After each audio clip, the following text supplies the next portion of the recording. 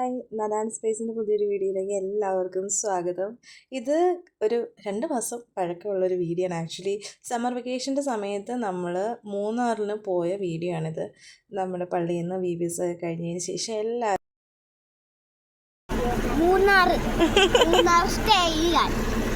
അതെ, ട്രിപ്പ് പോകാമെന്ന് പറഞ്ഞു കഴിഞ്ഞാൽ തന്നെ സ്റ്റേ ചെയ്യുക എന്നുള്ളതാണ് മെയിനായിട്ട് നമ്മൾ ആഗ്രഹിക്കുന്നത്.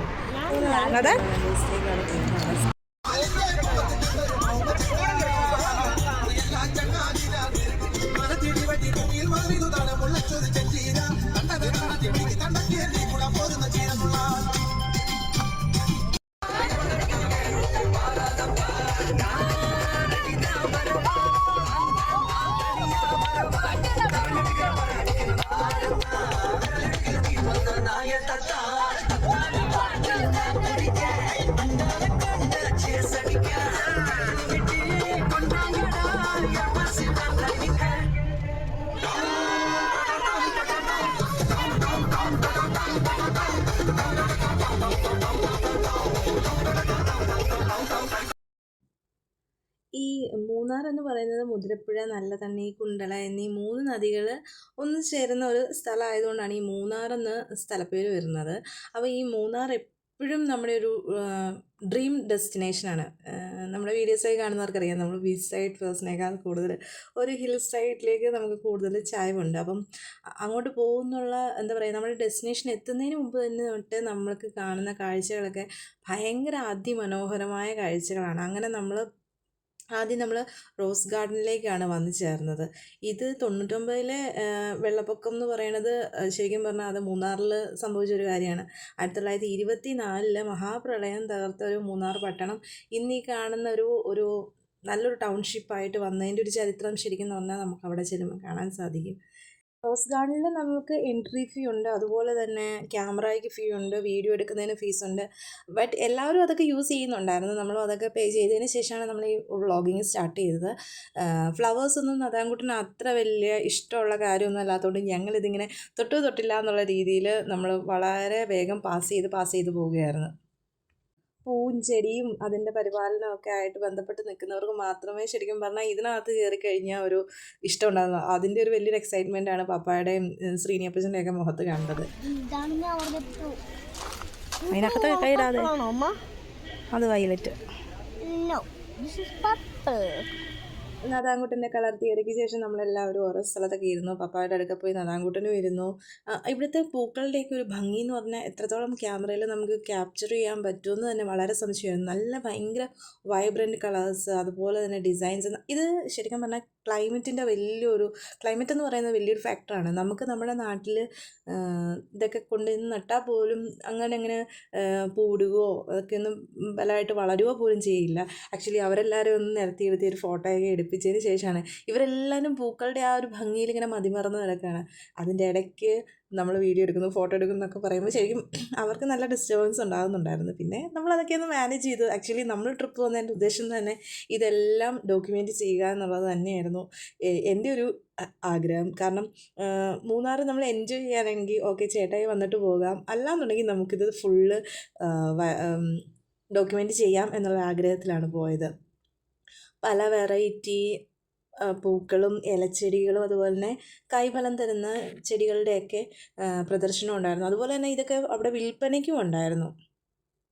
അതിനുശേഷം ഞങ്ങളുടെ ഒരു ഗ്യാങ് വെളിയിലിറങ്ങി പതിയെ നടന്നു. നമ്മുടെ ബസ്സാണെങ്കിൽ ഒത്തിരി ദൂരെയായിരുന്നു ഇട്ടിരുന്നത്, ടി സ്റ്റേഷൻ്റെ അവിടെയാണ് ഇട്ടിരുന്നത്. അപ്പോൾ അവിടെ നിന്ന് ചെന്നിട്ടാണ് നമ്മൾ ബസ്സിന് കയറിയത്. അപ്പോൾ പുതിയ മൂന്നാർ ടൗൺഷിപ്പിൻ്റെ ഡെവലപ്മെൻറ്റിനെയൊക്കെ കൂടുതലായിട്ട് നമുക്ക് ഇൻട്രസ്റ്റിംഗ് ആയിട്ട് തോന്നുന്നത് പഴയ മൂന്നാറിൻ്റെ ചരിത്രമാണ്. ആക്ച്വലി അവിടെ കുതിരവണ്ടിയും ട്രെയിൻ വരെ ഉണ്ടായിരുന്നൊരു സ്ഥലമാണ് ഈ മൂന്നാർ എന്ന് പറയുന്ന ഹിൽ ടോപ്പ് സ്റ്റേഷൻ.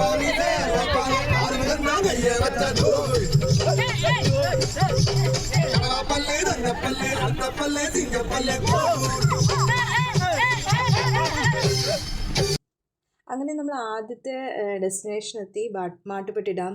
അവിടെ എത്തിയപ്പോഴത്തേക്കും നദാങ്കുട്ടൻ മരുന്നൊക്കെ കഴിച്ച് ഭയങ്കരമായിട്ട് ഓഫായിട്ടുണ്ടായിരുന്നു. അതുകൊണ്ട് എനിക്കവിടെ ഇറങ്ങാൻ പറ്റിയില്ല. ബട്ട് നമുക്ക് ഈ പള്ളിവാസൽ ജലവൈദ്യുത പദ്ധതിയുടെ ഭാഗമായിട്ടാണ് ഈ മാട്ടുപ്പെട്ടി ഡാം നിർമ്മിച്ചിരിക്കുന്നത്.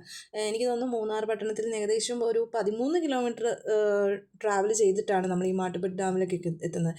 ഇത് ആക്ച്വലി ഒരു കോൺക്രീറ്റ് ഗ്രാവിറ്റി ഡാം കൂടാണ്. ഇത് അവിടെ നമ്മുടെ കൂടെ വന്ന പലരും അവിടെ ഇറങ്ങി ബോട്ടിംഗ് ഉണ്ടായിരുന്നു. പക്ഷേ വെയിലൊരു നല്ല ശക്തിയായിട്ട് വെയിൽ വരുന്നുണ്ട്.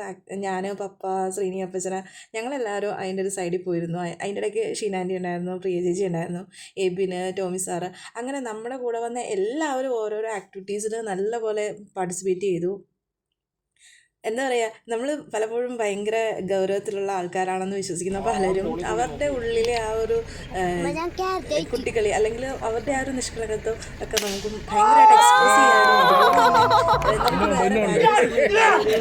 ബൗണ്ടറി ഒന്നും ഇല്ലാതെ നമുക്ക് എൻജോയ് ചെയ്യാൻ പറ്റുന്ന ഒരു സമയം തന്നെയാണ് ശരിക്കും ഈ ട്രിപ്പ് പോയത്. അവിടുന്ന് ശില്പാമ്മ മേടിച്ച ടോയൊക്കെ പതിയെ ഞങ്ങളൊന്ന് ചൂണ്ടിയെടുത്തു. അതിന് ശേഷം ഓരോരുത്തരെയായിട്ട് ഇങ്ങനെ ആരെയും വിട്ടുപോകാതെ എടുക്കുക എന്നുള്ള ഒരു വലിയ ടാസ്കായിരുന്നു. ഇവരെല്ലാം ആ ഡാമിൻ്റെ അവിടെ പോയി കരിഞ്ഞുണങ്ങി വന്ന ആൾക്കാരാണ്. സമുദ്രനിരപ്പിൽ നിന്ന് 5200 അടി ഉയരത്തിലാണ് ഈ മൂന്നാർ എന്ന് പറഞ്ഞു കഴിഞ്ഞാൽ. ചിലപ്പം നമ്മളിങ്ങനെ കാൽക്കുലേറ്റ് ചെയ്യുമ്പോൾ ചിലപ്പോൾ ഇതൊക്കെ ഇമ്പോസിബിൾ ആണെന്ന് തോന്നാം. പക്ഷേ അതാണ് സത്യം. നമ്മൾ പോയ സമയം കൂടെ ഒരിത്തിരി ഡ്രൈ ആയതുകൊണ്ടാണ് നമുക്ക് ഇങ്ങനെയൊക്കെ ഫീൽ ചെയ്യുന്നത്. അതിനുശേഷം ഞങ്ങളവിടെ എക്കോ പോയിന്റിലെത്തി. അവിടെ വന്ന് പതിയെ റോസും ചാക്കൊക്കെ കളിച്ച് അവർ ഇങ്ങനെ ഇരുന്നു. അതിനുശേഷം നമ്മൾ അവിടെ ഒരു എൻട്രി ഫീ ഉണ്ടായിരുന്നു കേട്ടോ. അതിനുശേഷം എല്ലാവരും കൂടെ വന്നിട്ട് ഇറങ്ങണോ വേണ്ടയോ എന്നൊന്ന് നമ്മളൊന്ന് ആലോചിച്ചിട്ടാണ് ഇറങ്ങിയത്. കാരണം വെയിലെന്ന് പറഞ്ഞാൽ അന്യായ വെയിലാണ്. കാറ്റിന് തണുപ്പുണ്ടെങ്കിൽ കൂടെ നമുക്ക് ആ ഒരു വെയിലങ്ങനെ അങ്ങോട്ട് സഹിക്കാൻ പറ്റാത്തൊരു തരം വെയിലുണ്ടായിരുന്നു. പിന്നെ എവിടെ ചെന്നാലും നമ്മൾ നമ്മുടേതായ കലാപരിപാടികൾ കാണിച്ച് നമ്മളവിടെ എത്തിയെന്ന് എല്ലാവരെയും അറിയിച്ചു. അതിനുശേഷം നമ്മൾ നല്ല ഫ്രഷ് ആയിട്ടുള്ള ബീട്രൂട്ടും ക്യാരറ്റൊക്കെ നമ്മൾ അവിടെ നിന്ന് മേടിച്ചു കേട്ടോ. ഇത് മേടിച്ചപ്പോൾ പലർക്കും പല അഭിപ്രായമായിരുന്നു. ഇത് കൊള്ളില്ല, അതുപോലെ തന്നെ ഇത് നാളെ നമ്മൾ നാട്ടിൽ ചെല്ലുമ്പോഴേക്ക് വാടിപ്പോകും, അതുപോലെ തന്നെ ഇതിൻ്റെ ആവശ്യമുണ്ടോ, അങ്ങനെ നമുക്ക് തിരിച്ചു പോകുന്ന വഴി മേടിക്കാം. പക്ഷേ ടൂർ പോകുമ്പോൾ ഇതൊക്കെയാണ് അതിൻ്റെ ഒരു സന്തോഷം എന്ന് പറയുന്നത്. കാണുമ്പോൾ നമുക്ക് പർച്ചേസ് ചെയ്യാം, ചിലപ്പോൾ നമുക്ക് ആ സമയത്ത് കഴിക്കാം. ഈ ഇലയൊക്കെ തോരൻ വെക്കാമെന്ന് പറഞ്ഞിട്ടാണ് അവരത് തരുന്നത്. ആക്ച്വലി അതൊക്കെ ആ വെയിറ്റിനകത്ത് അവർ ഉൾക്കൊള്ളിക്കുന്ന സാധനമാണ്. അതിനുശേഷം ഞാനും നദാങ്കൂട്ടനുമായിട്ട് കുറച്ച് മൊമെൻറ്റ്സ് നമ്മൾ കൂടുതൽ യാത്ര ചെയ്തപ്പോഴാണ് നമ്മളൊന്ന് ഒന്നിച്ചിരുന്നത്. അതുവരെ നദാങ്കൂട്ടൻ അച്ചാച്ചന്മാരുടെ കൂടെയായിരുന്നു ഫുൾ ടൈം നടക്കുന്നത്. ബസ് ഇറങ്ങിയ ഉടനെ അവൻ അച്ചാച്ചന്മാരുടെ കൂടെ പോകുമായിരുന്നു. ഏബലും, ജോയൽ, അതുപോലെ തന്നെ ആൽബിന്, ഇവരൊക്കെയാണ് കുഞ്ഞിൻ്റെ കൂടെ നടന്നിരുന്നത്. പിന്നെ ഇത് ഞങ്ങളുടെ പ്രിയപ്പെട്ട കുക്കുനെ എല്ലാവർക്കും എൻ്റെ വീഡിയോ കൂടെ അറിയായിരിക്കും. സൊല്ലിയേട്ടനുണ്ട്. കുക്കുവും ഞാനും ഇങ്ങനെ നടന്നു പോകുന്നുണ്ടെങ്കിൽ എന്തോ ഒരു ഇൻസെക്ട്സ് വീണതാണ് ആ ഫേബ തട്ടിക്കളഞ്ഞത്. ശരിക്കും പറഞ്ഞാൽ പേടിച്ച്. കാരണം എവിടെ എന്ത് ടൂറ് പോയാലും ആദ്യം ഒരു പണി മേടിച്ച് എല്ലാവരുടെയും സന്തോഷം കളയുന്ന ഒരാൾ ഞാനാണ്.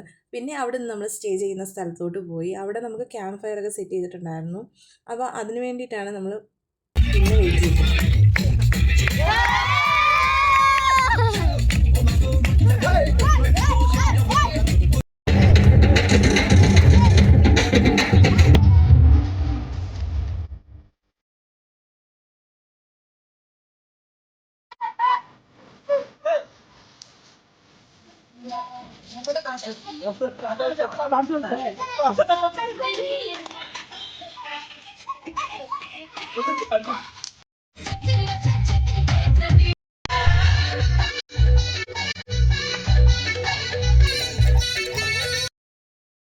അടിപൊളി ക്യാമ്പ് ഫയറിനൊക്കെ ശേഷം നമ്മൾ ഫുഡ് കഴിച്ചു. അതിനുശേഷം നമ്മളെല്ലാവരും ഇന്നത്തെ ഒരു ദിവസം ഏറ്റവും ഭംഗിയായിട്ട് നടന്നതിനെ പ്രാർത്ഥിച്ച് നന്ദി പറഞ്ഞ് നമ്മളെല്ലാവരും ഉറങ്ങാൻ പോയി. രണ്ടാമത്തെ ദിവസത്തെ വിശേഷങ്ങൾ അടുത്ത വീഡിയോയിൽ കാണാം. അതുവരെയും ബൈ.